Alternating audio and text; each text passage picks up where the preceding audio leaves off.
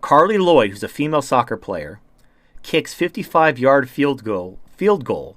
Hall of Famer says NFL should give her honest tryout. And it shows like there's a video and there's there's a picture and it's like, oh, look at this stunning and brave woman kicking this big field goal, and oh, it's a 55-yard field goal. Women could totally play NFL sports. Now let's jump to our next article. Hold on, we have one more article. Our next article is from the College Fix. The feds investigate Connecticut athletics for letting boys compete in girls' sports, and then it talks about how this is destroying equal opportunity for women. This is. I think someone even said, oh, there was a thing talking about this is like rolling back women's rights. Like every time it's that phrase, every single time, they might as well just add 50 years behind it as well. Right. It's always women. It's a woman's right to have her own league, where she's basically competing against prepubescent boys. Where a man would just destroy her. Let me see. Where is the... They actually put a figure about how this is rolling back women's rights 50 years or some bullshit. But I can't find the actual quote. While you're looking for it, I just want to say that I am 100% in support of this woman going into the NFL, because I think they said that a linebacker, if he gets to full speed, when he hits somebody that's about to kick, it's 128 miles of pressure. I want to see the first one get creamed, and then we will never have this argument again, ever. Right. Well, as long as it's a fair trial that's live streamed, so they can't cheat their way out of it. I found it. I found it. Yeah, I found it. All right. So here's the quote from the second article. So, Title IX is a federal law that was designed to eliminate discrimination against women in education and athletics, and women fought long and hard to earn the equal athletic opportunities that Title IX provides. Allowing boys to compete in girls' sports reverses nearly 50 years of advances for women. First of all, this is like...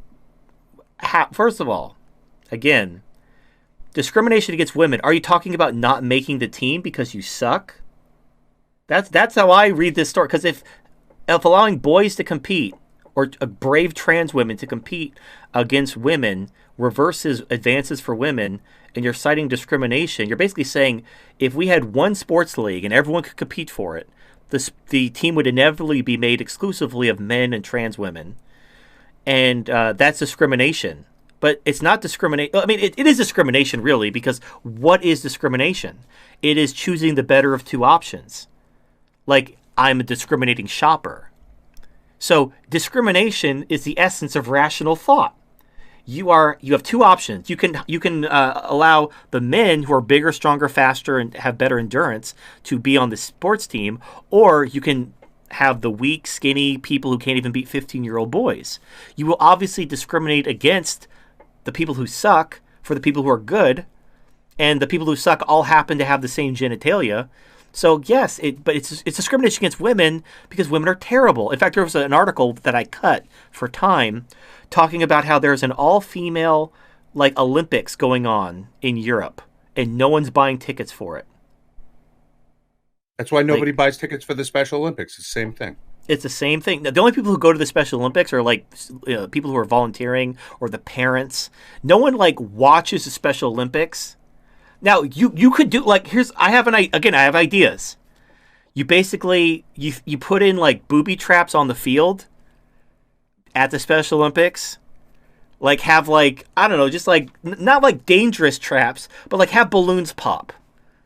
Have a clown chase the kids, just mix it up a little bit, and just watch the pant shitting and the blood curdling screams, and it'll be hilarious. It's like midget basketball.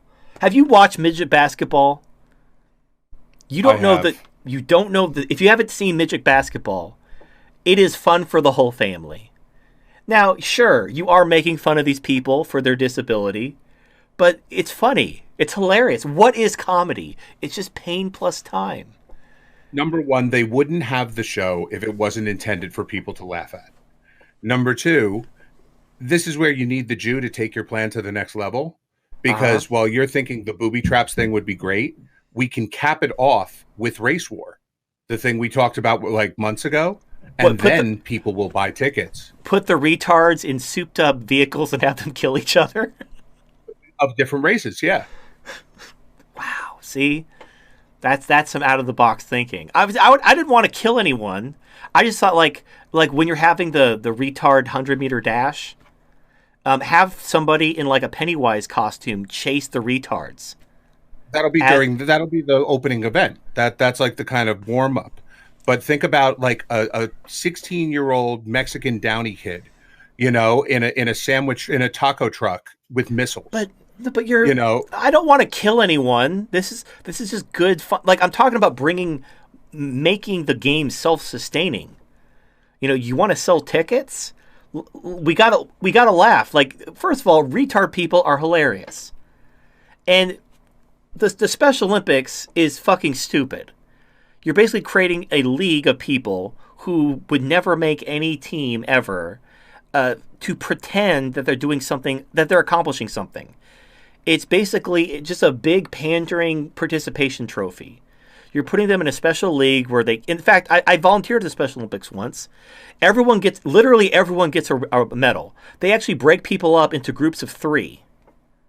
Like, you don't compete like everybody competes and the top 3 get a medal. They break you up into groups of 3 so everybody always gets a medal. You're guaranteed a bronze. If you just stand there and shit your pants, you're guaranteed a bronze. That is the Special Olympics. Why would you... And, those medals cost money.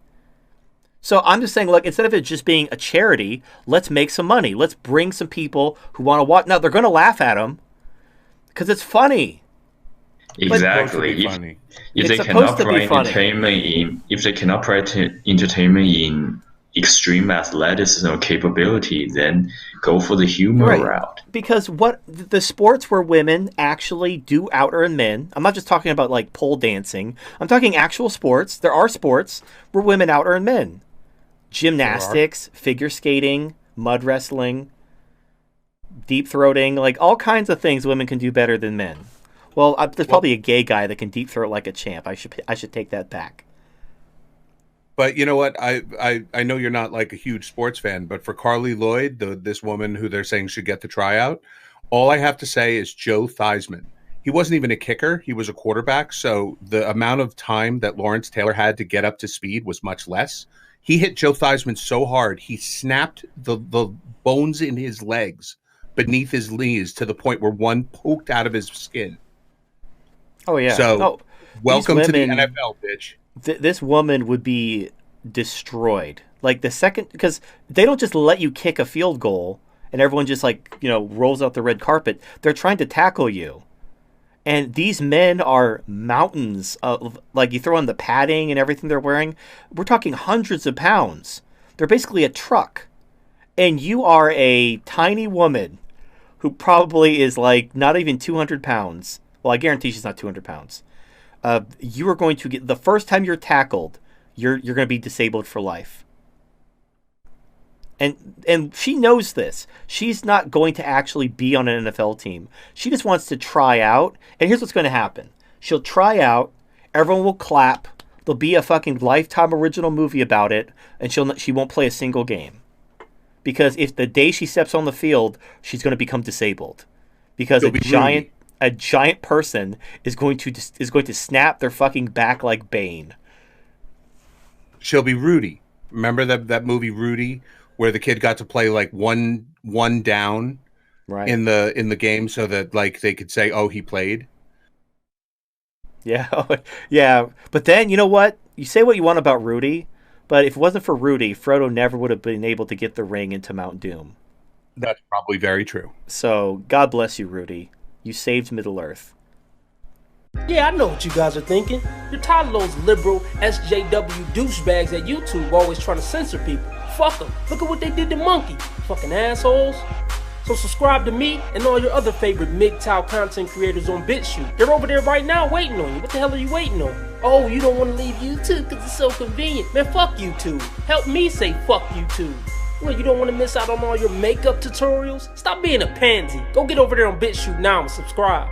That's the new home of MGTOW, goddammit. Now back to our regularly scheduled program. What's up, my fellow MGTOW brothers? Are you tired of the same old monotone, boring MGTOW content? You need something with a little more flair to it. Come subscribe to the Rare Breed Theory on BitChute, where we provide thought-provoking, highly entertaining content about feminism, gynocentrism, and all other MGTOW issues and philosophies. And also we induce gut-busting laughter. And maybe we can even come up with some solutions to this anti-male environment we're in. I know, Monkey. Take their rights away. I have an important message for you.